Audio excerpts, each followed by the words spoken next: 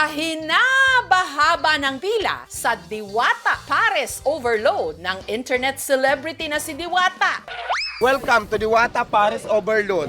ang ilan sa mga parokyano nito tila minamalikmata na sa gutom.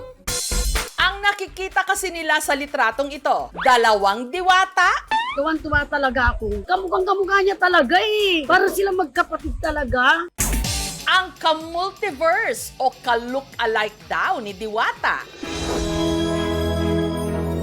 Dito sa Bakakay Albay namin natagpuan, Ako ba yan? siya ang 37 anyos na si Jessie, aka Diwata ng Albay. Simula pa lang po na ako magsalita. May branch ka ba dito sa Tabaco? Diwata, kayo ng mga Pares Overload mo. Overcook na. Overcook. Yung gesture namin, tapos yung paglakad-lakad, talagang walang pinagkaiba. Aminado si Jessie matapos may makapansin sa pagkakahawig nila ni Diwata. Inaral na rin niya ang kilos nito at kinopya pati ang outfitan. Ito naman po yung mga gold na sinusuot ko at saka yung whopper. Para maging tunay na diwata po.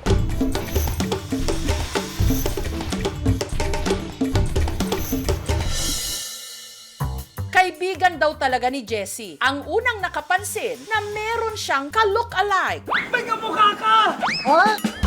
At nung pinagtabi na nga ang kanilang mga litrato, Hala, sabi ko, parang ako yata to. at dahil may tenga ang lupa at data ang mga akla, ang picture ni Jessie kumalat. May mga bumabati sa akin, Diwata, Diwata, pa-picture. Pinagsusundan po ako ng mga tao. Diwata pa, vlog naman kami.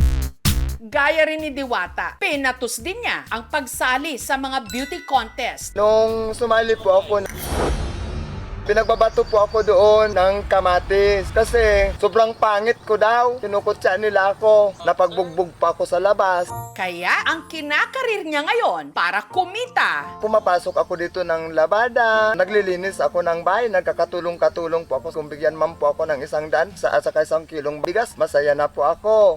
dito niya kasi kinukuha ang pantustos sa kanyang misis at 5 anak na supportive naman daw sa kanyang panggagaya. Kinasal kami year 2013. Sabi naman ng kaibigan ko, subukin mo. Manawagan ka. Baka sakaling pansinin ka.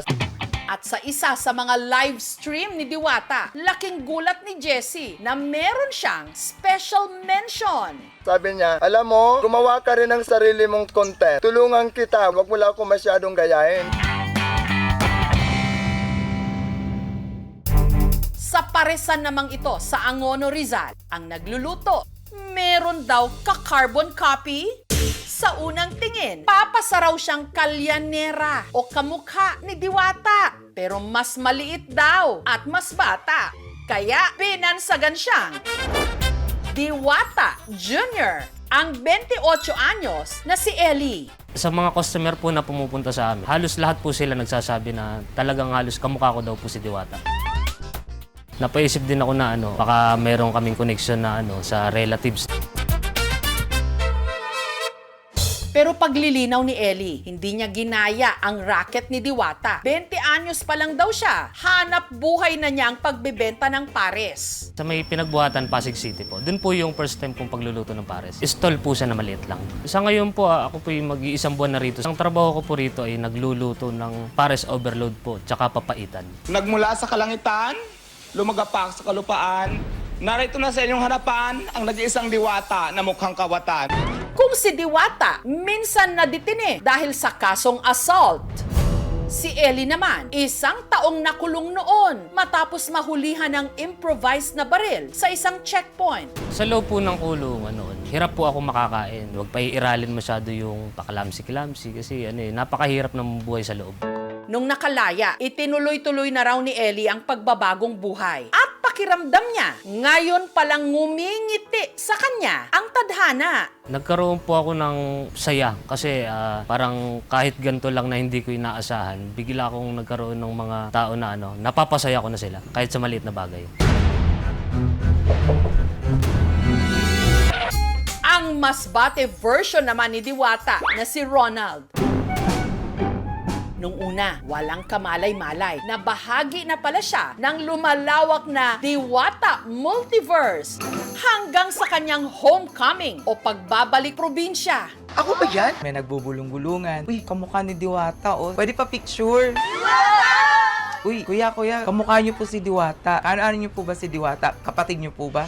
Kinalaunan, nakita na nga niya sa kanyang newsfeed si Diwata. Ito ata yung sinasabi ng mga bata na Diwata. Bigla po ako napangiti kasi kamukha ko nga siya. Parang kami magkambal. Mula mata, ilong, pati hugis ng mukha. Perfect. Diwata talaga ako. Shoutout sa aking kambal dyan, si Diwata. Nagva-vlog din siya. Kunwari mga Diyosa ng Encantadia. Tapos niligaw ko si Diwata doon para alokin ni Diwata ng Overload Pares. Pero ang talagang kahanga-hanga kay Ronald, kahit 38 anyos na, nag-back to school para sa pinapangarap niyang diploma. Nasa ikalawang taon na siya ng kursong vocational teacher. Nakikita ko po sa kanya yung sarili ko na sikap lang talaga sa buhay. Hindi nawawala ng pag-asa. Basta the way na wala ka naman na tatapakan na ibang tao. Laban lang sa buhay. Pero, what if ang tatlo magkita-kita? Crazy, di ba? Kaya nitong Biyernes, today is the day na mabubuo ang kanilang multiverse. Ang tatlo, tila nagkalituhan pa para kasi silang nanalamin sa isa't isa. Isang Paris nga po sa akin. Sa'yo. Paris din sa sa'yo. Paris sa'yo. Ay! Paris talaga tayo! Hindi na rin nila pinalagpas magpa-photo op at in true Diwata fashion.